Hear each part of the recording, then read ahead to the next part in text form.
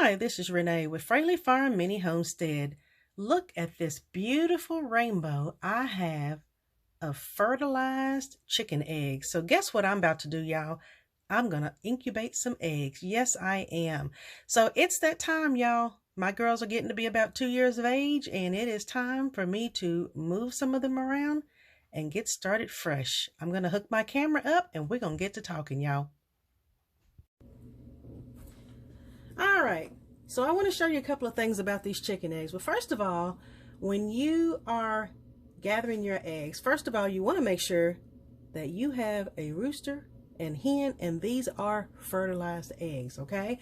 Now, when you're gathering the eggs, you want these eggs to be no more than 7 to 10 days since the day that they were laid. Because if you go beyond that point, the chance of these eggs still maintaining the ability to be fertile goes down significantly. So the fresher the egg, the better, okay? Now, with these eggs, I'm going to show you this one because this is a big, long, pointed egg here.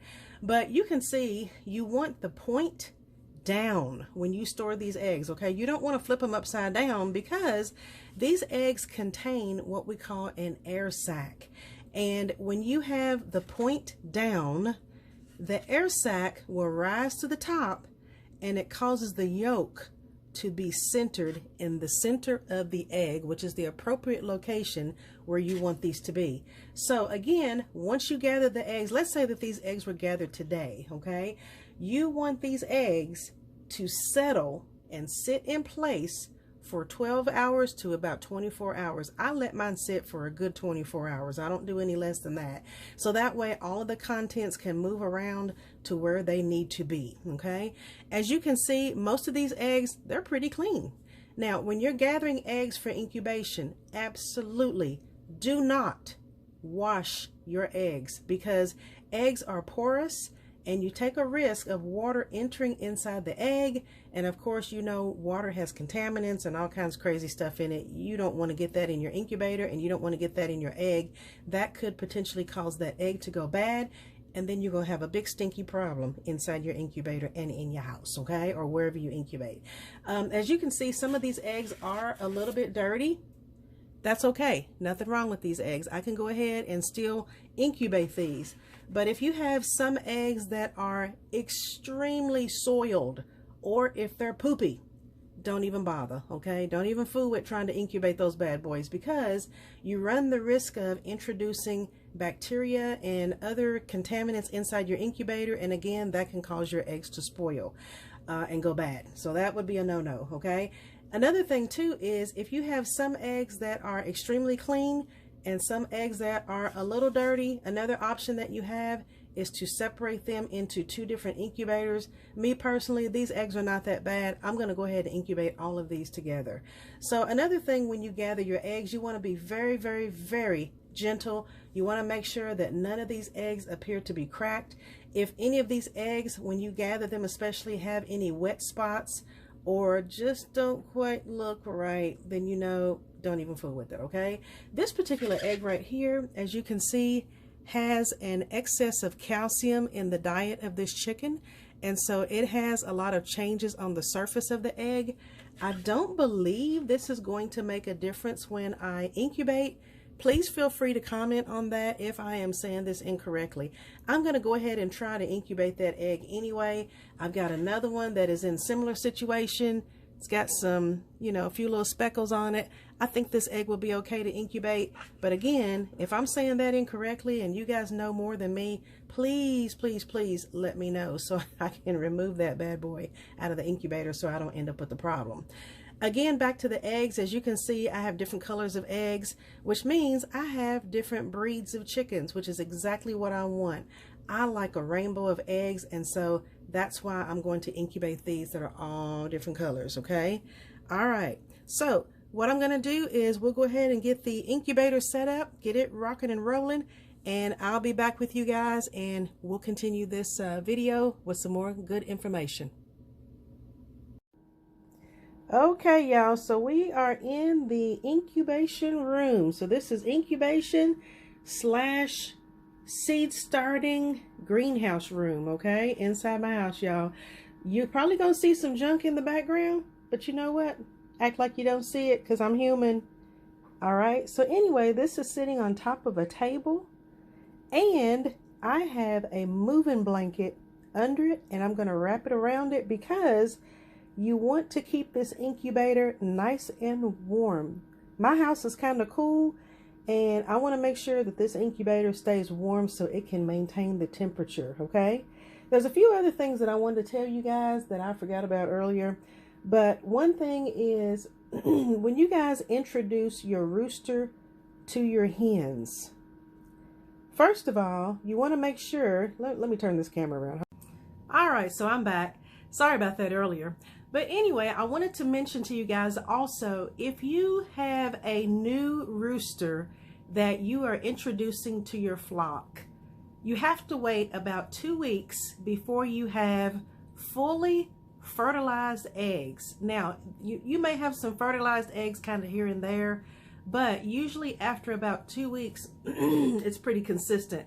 So that way you'll have a consistent fertilization and you are able to incubate your eggs at that point. I'm going to go ahead and show you guys the inside of my incubator, and also I did some kind of Renee's rigging on the incubator, and I'm going to show you guys the changes that I made. Okay, I want to show you guys how it looks inside the incubator when you're looking through the glass. So as you see on the bottom there, that is my egg turner. And if you look through the glass on this side, you'll see my, let's see if I can get the light on it just a little bit. That is my thermometer hygrometer, okay? So that way I know the temperature that is inside my incubator along with the humidity.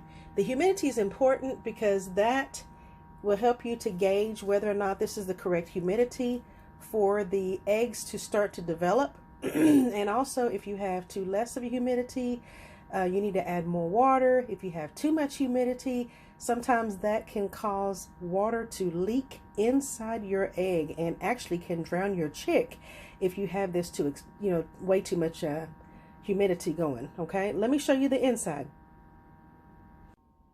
Okay, now you can see the inside of the incubator.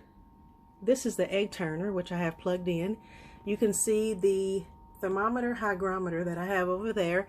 Let me lift this up. Now you'll be able to see the floor of the incubator, which is like the wire mesh, and then below that you see the wells where the water will go into. Okay, you can see some plastic tubing there that I kind of fed into the incubator, and that is something that I added myself because I don't like to add water and have to keep taking the top off of this bad boy. So I just drilled some little tiny holes in there, and then I ran some plastic tubing through there, and I actually will fill this from the outside using a syringe. So I don't want to have to keep lifting the top off of this thing, but you do what you want to do. Some of the newer incubators, they come where you can add the water to these through the outside, and those are great. So you don't have to keep taking that top off. Your temperature's dropping, the humidity's all out of whack, blah, blah, blah, blah, blah. But, you do what you can afford and do what you can. And if you can't, keep it rolling. Or you can just do what I did and, kind of devise your own thing. All right, I'm going to go ahead and fill up these wells. I'm going to put the eggs in here, and then I'll come back and show you what that looks like. All right, so I have already added my distilled water to the water chamber. Sorry for the squeaky floor here. And I also mentioned to you guys before, make sure that you use distilled water, not tap water. Absolutely not, okay? Because distilled water does not have any contaminants in it. Tap water has all kinds of mess inside it. I don't know if you guys have ever seen your water report. If you do, it will scare you to death. So your water has chlorine and all kinds of chemicals and bacteria and minerals and all kinds of mess, and you do not want that in your incubator, because otherwise, as you cook that water and incubate these eggs, you're going to end up with mold and all kinds of just mess, and you'll introduce bacteria to your eggs, and that can cause your chicks to either not hatch or they will not survive as a possibility. Okay, so make sure that you guys use distilled water. So let me go ahead and get the top on here, because as you can see, that temperature has significantly dropped, and so has my humidity. So I want to get that built up, and then I'll come back and talk to you some more. All right, so I have my incubator going again, and as you can see, I wrap this bad boy with a moving blanket because I want it to stay nice and warm. Another thing about your incubators is, and like I said, excuse my junk because I'm human, make sure you have a circuit breaker for these bad boys. You don't want to plug these directly in the wall just in case you have a lightning strike or something and cause a circuit to, to fail. This will help so that that does not happen, okay? So basically with the incubator, let me turn this camera around so y'all can see me and then I'll finish talking again. All right, so when you're incubating your eggs, you want to make sure that you keep the temperature on your incubator at 99.5 degrees. So usually what I do is I will start the incubator probably a good 2 or 3 hours before I'm going to actually put the eggs in, so that way I can kind of control the temperature and see where it is. You can go ahead and add your water, your distilled water as well. I heat the distilled water just a tiny bit. I don't want it steaming. I don't want fried chicken and cook the eggs. I just want to basically just barely warm the water so it's not so cold, and that kind of helps to jumpstart the humidity level inside the incubator. When you're dealing with chickens, I'm looking at my notes here. First of all, chicken eggs are going to be in the incubator for 21 days. That's usually how many days it takes for your chickens to hatch. So from whatever day that you start, for chickens, like I say, typically the hatch day is 21 days. So from day 1 all the way through day 18, you want to keep your humidity between 35 and 45%. Temperature stays the same for everything, okay? So it stays at 99.5 the entire time, okay? Once you get to day 18, that is considered what we call lockdown. And like I had mentioned earlier, the reason for lockdown is when you really drive that humidity up, you allow water and moisture to soak into the egg, which softens the shell. So that way it makes it much easier for the chicks to go ahead and start what they call pipping and unzipping, which is where they use the little egg tooth that's on the very tip of their beak and they puncture a hole into the egg. And then you can almost watch it. It's like a zipper unzipping the egg, and they make little tiny pinpoint holes all the way around the egg, almost in a circular pattern, and then they push it open, and that's how they're able to, be removed from the egg or remove themselves from the egg.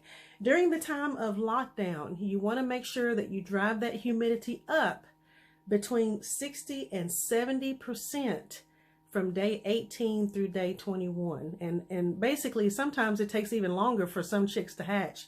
Let me put this paper down real quick. If you have your humidity levels up, and let's say your humidity has been running kind of high, because you don't have to be in here like every 2 seconds looking at the humidity and the temperature and, oh my God, check it. No, it ain't all that, y'all. But you want to check you do want to check it a few times a day to make sure that it stays reasonably consistent. Sometimes with my chicks hatch a day or two early because sometimes the humidity gets higher than it should, and their little process of growing is a little too accelerated. So I have had chicks to hatch at day 19, day 20.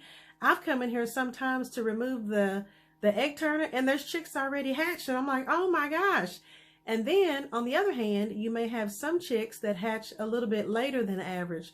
Usually for me, when it gets to day 21 or whatever day the chicks start hatching, when you start getting the bulk of the chicks to hatch, usually within 24 hours, the ones that's healthy are going to hatch, and the ones after that, sometimes they're healthy and sometimes they're not. Sometimes they're kind of weak and they may not make it. So usually for me is whatever day 21 is, I'll give it maybe 2 or 3 days extra, and then beyond that, if they have not hatched, I go ahead and turn the incubator off. If I hear a chick that is still chirping inside the egg, I'll typically leave it another day or two, but if that chick is not strong enough to break through that egg, it's not strong enough to survive. Or you may end up with chicks that are, deformed. I've had some come out that are weak, they're runts, or they may come out with splay legs or wry neck and all kinds of weird stuff. So those chicks, they don't make it, okay? And I hate that, but it's unfortunately a survival of the fittest. And if they're not strong enough to break through the eggshell, they're probably not strong enough to survive. And actually, if you introduce sick or deformed or you know, bad chicks to your flock, when they're babies, it's a chance that they all may not make it. So that way you have to make a decision to cull, and that is a hard decision, but sometimes that is necessary.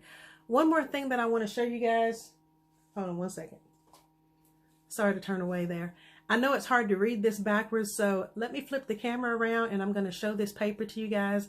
I do like to keep a log that puts all the information about the eggs, so I know exactly what day lockdown is, what day is hatch day, and all that stuff. Because if you think, oh, I remember, you won't, trust me. Or if you say, oh, it's already got a counter on the incubator. Well, who's to say that the I don't know, lights didn't go out and electricity trip, and then you've lost your information, and then you can't remember, oh my God, what day did I put those in? Okay, so let me just show you this real quick.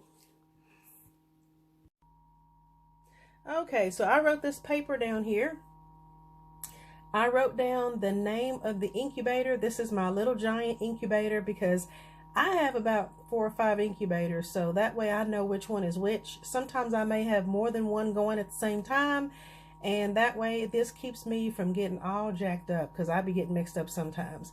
As you can see, today's date is January the 3rd, 2024. I put 25 eggs in. Day 1 will be considered tomorrow, because day 1 is a 24-hour day from when you place them in. That is considered the first day of incubation. And then day 18, which you see is lockdown, and that's when I will increase the humidity. That is January the 22nd. And then day 21, which is hatch day, is January the 27th. And then at the bottom, I put the number hatched, and I put an underline because I will fill that in. And that will help me keep good record of the information about this hatch.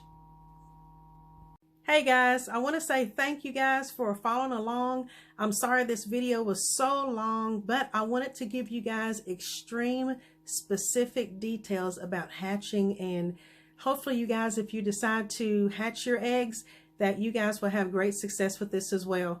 I'm going to keep you guys posted as far as my progress, so you can see and follow along, and we'll do this all together, y'all, okay? And another thing too, the same information applies to any eggs that you guys decide to hatch, whether it's quail or chicken or turkey or pheasant or guineas, whatever, okay? But just remember, the temperature may be different for each one. I'm going to let you guys do your own research. And the number of days for hatching is different for all of these animals, okay? So it's not 21 days for everything, because like, for example, quail are 18 days, okay? I also hatch quail as well. But like I say, do your research, and there's all different types of incubators. I mean, people do all kinds of ways for hatching. So I've seen some where they've done it off the grid without an incubator. So, I mean, it's to each their own. The world is out there, and I tell you, there's so many ways that you can do things. More than one way to skin a cat. But anyway, I appreciate you guys supporting my channel. Please hit that like button and also subscribe, so that way you will get the notifications when I add new videos. I'm trying really, really hard to add new videos each day if possible. And again, thank you guys for your support. You guys have a good day. Bye. Okay, y'all. Take 2, part 2, whatever. Y'all know I am good for forgetting to say some things, and I did, okay? So what I was going to tell you is, when you guys are checking the humidity on your incubator, let's say that it's days 1 through 18, and it needs to be between 35 and 45% for the humidity. And let's say the humidity is 33, okay? Don't freak out. Just leave it alone, okay? Come back in another couple of hours and see where you are at that time. If it needs to be, I'm going to give you an example, between 35 and 45%, and let's say that the humidity is 12, okay? That's a huge difference, okay? You're going to need to add some water, but don't go overboard with adding your distilled water. Just add a little bit, and then maybe come back in an hour, check it again, and then add a little bit more or whatever until it gets pretty close to the range, and then you're good, okay? Because it'll probably fluctuate on into that range during that, maybe an hour or two later, okay?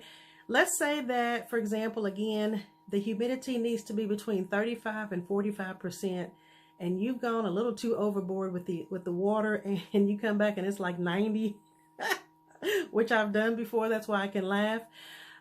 Because I have the little, we call it the little tubing that I've got on the going through the side of my incubator, I have the option to hook the syringe to it and draw some of the liquid back out. Or you are also able to just lift the corner of the incubator and let the humidity come out, and then when it starts coming back down and it's kind of getting close, go ahead and shut the incubator back down good, okay? So that way the humidity can stabilize. You just kind of have to play with it. I mean, you'll get the hang of it. The first couple of times that you incubate, you will be a nervous wreck. Trust me, I've been there and done that, and I was too. We all go through the same jitters. But once you get the hang of it, it's really, you get a little more, relaxed with it. And like I say, you'll see fluctuations all day. I mean, you don't have to be glued to this incubator like every 5 minutes. Oh my God, I got to check it. Oh my God, oh my God.